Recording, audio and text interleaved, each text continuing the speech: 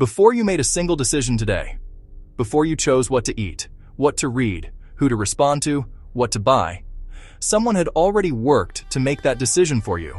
Not by force, not by fraud, by psychology, by studying in extraordinary detail exactly how the human brain processes information, forms preferences, responds to social pressure, and makes choices under uncertainty. And then by designing systems, interfaces, pricing strategies, conversation patterns, physical environments that exploit those processes at scale. The 7 techniques I'm about to describe are not theoretical. They are deployed deliberately by advertisers, salespeople, political campaigns, social media platforms, and, in subtler forms, by people in your personal life, sometimes consciously, sometimes not. Each one has a name, each one has research behind it, and each one works best when you don't know it exists. You're about to know it exists, and that changes things. The human code. Take. Here's what most manipulation content misses. These 7 tactics don't operate in isolation. They stack. A skilled manipulator, whether that's an app designer, a salesperson, or a person in a difficult relationship, will often deploy 3 or 4 of them simultaneously. Scarcity creates urgency. Urgency impairs judgment. Impaired judgment makes anchoring more effective. Anchoring distorts value perception. And if you've already been love-bombed, your threat detection system has been deliberately lowered before any of the others arrive. Understanding each tactic individually is useful. Understanding how they combine is essential. Credibility statement. The scientific foundation for this video draws primarily from the work of Robert Cialdini, whose decades of research produced the most comprehensive documented taxonomy of influence techniques. His work has been replicated, extended, and applied by researchers across psychology, marketing, behavioral economics, and abuse prevention. The 7th tactic in this list, intermittent reinforcement, comes from B.F. Skinner's foundational operant conditioning research and has since been applied to understanding relationship dynamics, addiction, and the psychological architecture of social media platforms. These are not opinions. These are mechanisms with documented neural pathways and measurable behavioral effects. Your brain does not evaluate things in absolute terms. It evaluates them relative to whatever reference point was established first. This is called anchoring, and it is one of the most robustly replicated findings in all of behavioral economics. The anchor, the first number, the first price, the first offer, functions as a cognitive stake driven into the ground. Everything you evaluate afterwards gets measured against it, even when the anchor is completely arbitrary, even when you know it was randomly generated, even when you have been explicitly warned about the effect. The classic demonstration, Amos Tversky and Daniel Kahneman, 2 of the most influential psychologists of the 20th century, asked participants to spin a wheel that was rigged to land on either 10 or 65. After spinning, participants were asked, what percentage of African countries are members of the United Nations? These 2 things have absolutely nothing to do with each other. The wheel is random, the question is factual, and yet people who spun 65 guessed, on average, 45%. People who spun 10 guessed, on average, 25%. A random number contaminated a factual estimate. The participants knew the wheel was random. It didn't matter.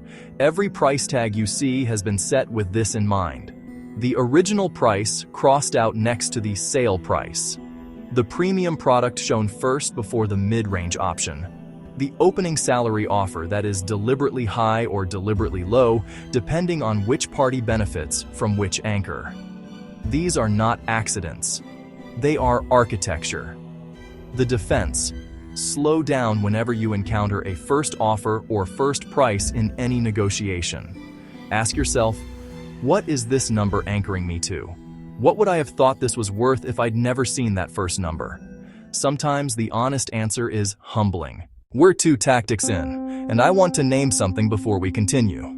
The first 2 tactics, anchoring and social proof, are primarily deployed by strangers and institutions, corporations, platforms, salespeople you'll never meet again.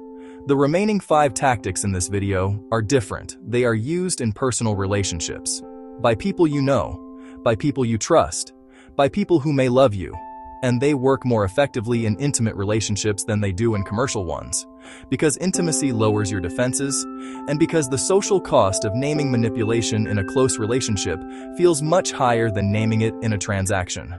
Keep that in mind as we go. 9 out of 10 dentists recommend. The #1 bestseller. Join 4 million members. Trending in your area. Every one of those phrases is exploiting a single cognitive shortcut. If other people are doing something, it is probably safe and probably worth doing. This shortcut is not irrational. In environments with limited information, which describes most of human evolutionary history, using other people's behavior as evidence of what's valuable, safe, or appropriate is a genuinely useful heuristic. If everyone in your group is running in the same direction, not stopping to check why is probably adaptive.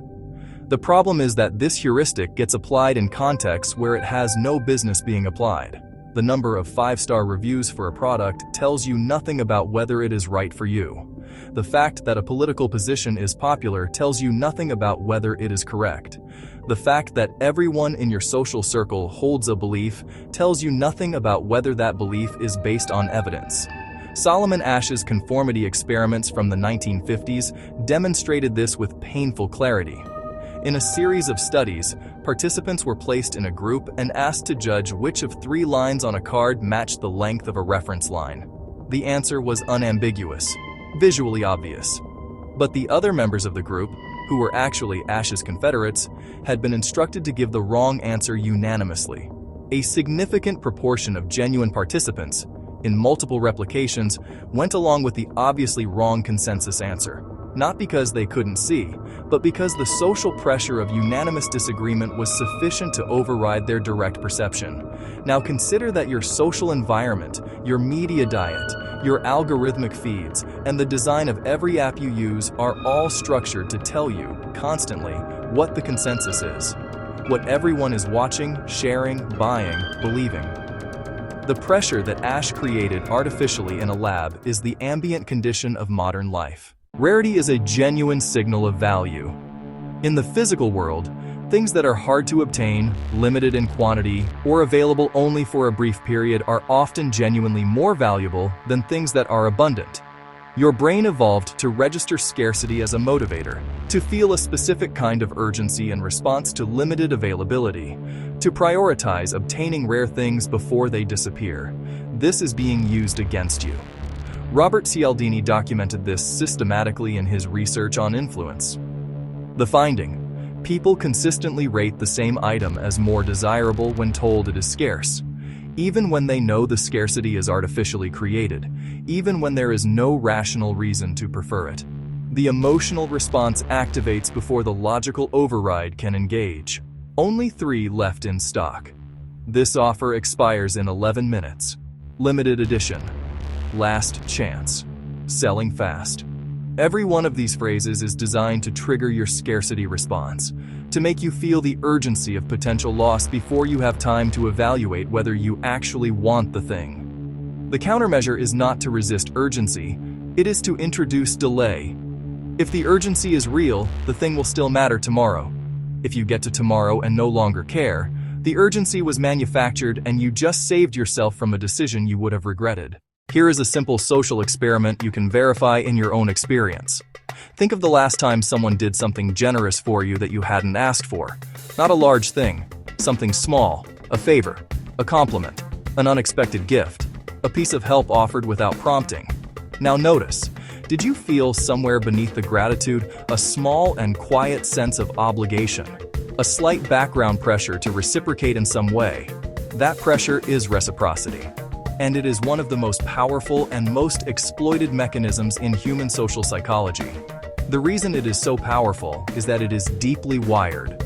Across virtually every human culture ever studied, there is a norm of reciprocity, an expectation that gifts will be returned, favors will be repaid, and people who take without giving will face social consequences.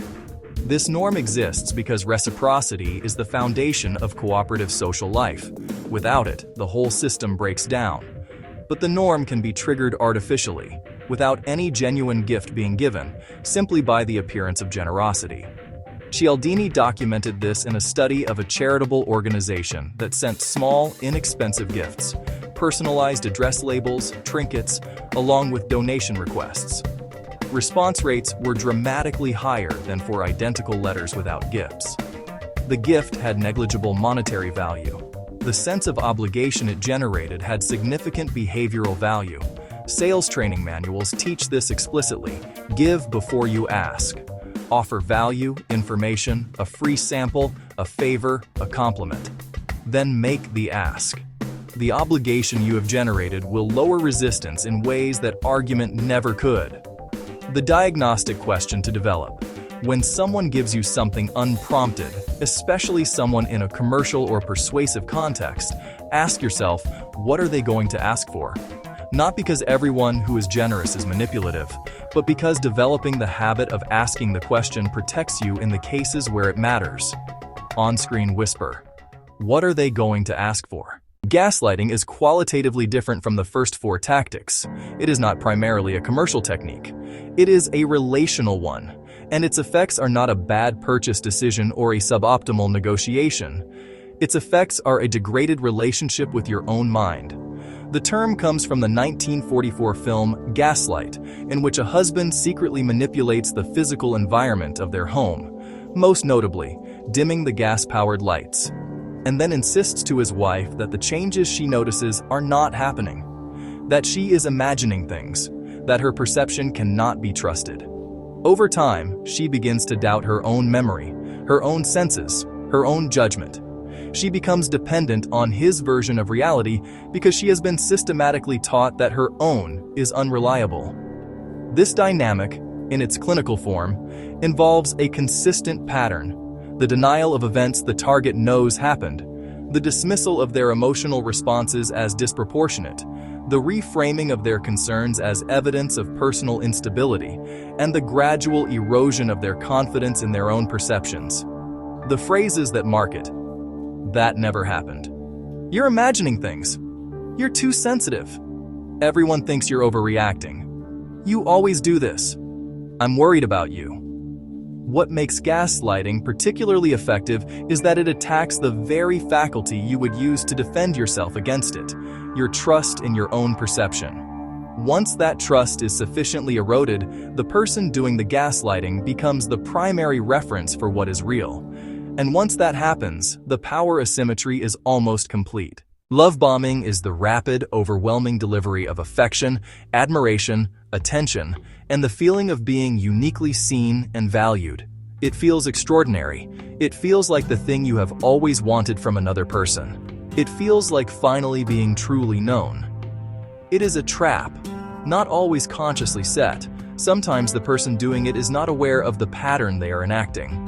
They are following an emotional script that has worked for them before, that produces the specific result they need: rapid attachment, deep bonding, a sense of specialness and debt that makes the target reluctant to leave even when things begin to shift. Psychologists and abuse researchers identify love bombing as a consistent early-stage pattern in many controlling and abusive relationships. The formula is specific: overwhelm with positive attention and affection before genuine trust and knowledge have been established. Create an intense bond based on an idealized image rather than actual acquaintance. Then, once the attachment is secure, begin to withdraw and control, knowing that the target's investment in the relationship will make them work to restore the original warmth rather than leave. The diagnostic signal is speed and intensity disproportionate to the length of the relationship. Genuine connection takes time. It deepens as people demonstrate who they are across different contexts, under pressure, in disagreement, in ordinary moments. Affection that arrives in a flood before any of that has happened is not the product of being known. It is the product of being needed. B.F. Skinner, the psychologist who founded behaviorism, conducted an experiment in the 1950s that has since become one of the most significant findings in the psychology of addiction. He placed rats in boxes with levers. One group received a food pellet every time they pressed the lever, consistent reward. A second group received pellets on a random, unpredictable schedule. Sometimes pressing produced a pellet, sometimes it didn't. When the pellets stopped coming, the consistently rewarded rats stopped pressing relatively quickly. They had learned, lever press, get pellet. No pellet, no point pressing. The intermittently rewarded rats continued pressing the lever obsessively, for extended periods after the rewards had entirely stopped, long past any rational point of continuing. This is intermittent reinforcement, and it is not just a finding about rats in laboratory conditions. It is the psychological architecture of slot machines, social media notification systems, and, crucially, certain kinds of relationships. When warmth and coldness, validation and contempt, closeness and withdrawal come from the same person on an unpredictable schedule, the nervous system does not habituate and disengage. It escalates. It becomes hypervigilant. It obsesses over what changed, what it did wrong, how to get the warmth back. The unpredictability itself is what drives the compulsion.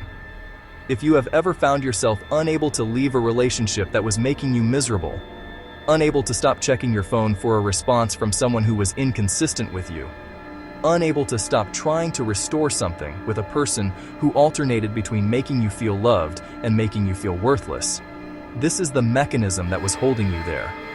It was not weakness. It was not stupidity. It was your nervous system doing exactly what Skinner's rats did, pressing a lever that used to produce something good, hoping this time will be different. The awareness that changes this. When you recognize intermittent reinforcement in a relationship, the compulsion does not immediately disappear. But the story changes.